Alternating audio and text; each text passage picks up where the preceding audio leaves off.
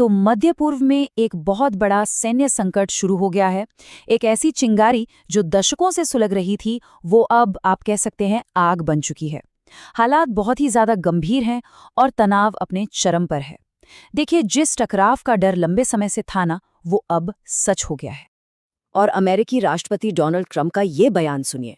ये शब्द, इन्होंने सिर्फ एक बड़े मिलिट्री एक्शन को कंफर्म ही नहीं किया, बल्कि दुनिया को ये भी साफ साफ बता दिया कि अब पीछे हटने का कोई रास्ता बचा ही नहीं है।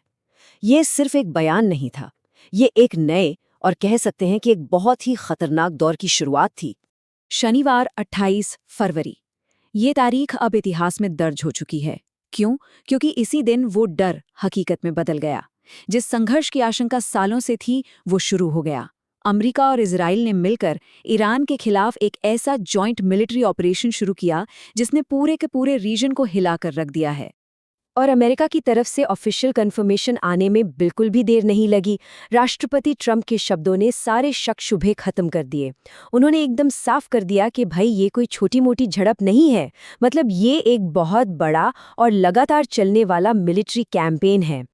तो समझिए इस बात को, ये कोई अचानक से लिया गया फैसला नहीं था। ये एक पूरी तरह से सोची समझी कोऑर्डिनेटेड स्ट्रेटजी थी। दोनों देशों ने इस जॉइंट मिशन को अपने अपने कोडनेम भी दिए थे, जो उनके इरादों को साफ जाहिर करते हैं।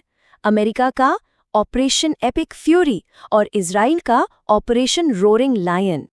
ठीक है, तो चलिए अब जरा इस ऑपरेशन के अंदर चलते हैं और देखते हैं कि इस हमले का जो पहला फेज था, वो कितनी चौंकाने वाली तेजी और सटीकता के साथ अंजाम दिया गया। देखिए, 28 फरवरी को जो हुआ, वो किसी तेज रफ्तार फिल्म जैसा था। सुबह सुबह तेहरान पर हमला, दोपहर होते होते प्रेसिडेंट ट्रंप का कंफर्मेशन और शाम तक इजराइल में नेशनल इमरजेंसी। अब सोचिए, सिर्फ कुछ घंटों के अंदर ही पूरे रीजन को जंग के मुहाने पर लाकर खड़ा कर दिया गया। अब जरा टारगेट्स की लिस्ट पर नजर डालिए। ये हमले कितने बड़े पैमाने पर थे, ये वाकई में हैरान करने वाला है। मतलब इन्होंने ईरान के पॉलिटिकल, मिलिट्री और न्यूक्लियर हर जरूरी ठिकाने को निशाना बनाया। सुप्रीम लीडर के ऑफिस से लेकर मिसाइल बनाने की जगहों तक। मकसद एकदम साफ था, ईरान की जवाबी हमला करने की ताकत को पूरी तरह से खत्म कर देना। लेकिन अगर अमेरिका और इजराइल को ये लगा था कि ईरान चुपचाप बैठा रहेगा, तो वो बहुत बड़ी गलती कर रहे थे। ईरान का जवाब आने में जरा भी देर नहीं लगी, और जब जवाब आया तो वो फौरन था, बड़े पैमाने पर था और बहुत ही जबरदस्त था। ईरानी अधिकारियों की तरफ से मैसेज लगभग तुरंत आ गया और एकदम साफ शब्दों में। संदेश सीधा था, जवाब जबरदस्त होगा। मतलब इस हमले का जवाब दिया जाएगा और पूरी ताकत से दिया जाएगा। और ईरान ने जो कहा वो करके दिखाया। उन्होंने फौरन न सिर्फ इजराइल पर मिसाइलें दागीं, बल्कि पूरे खाड़ी के इलाके में मौजूद अमेरिकी ठिकानों को भी निशाना बनाया। बहरेन, यूएई, कुवैत, कतर, इन सभी जगहों पर अमेरिकी मिलिट्री बेसिस पर एक साथ हमले हुए। और देखते ही देखते कुछ ही घंटों में ये लड़ाई एक पूरे रीजनल संकट में बदल गई। तो चलिए अब एक कदम पीछे हटते हैं और इस पूरी तस्वीर को जरा बड़े नजरिए से देखते हैं। सवाल ये है कि इसके फौरन बाद हुआ क्या, और वो कौन सी डिप्लोमैटिक गलतियां थीं जो हमें इस खतरनाक मोड़ पर ले आई।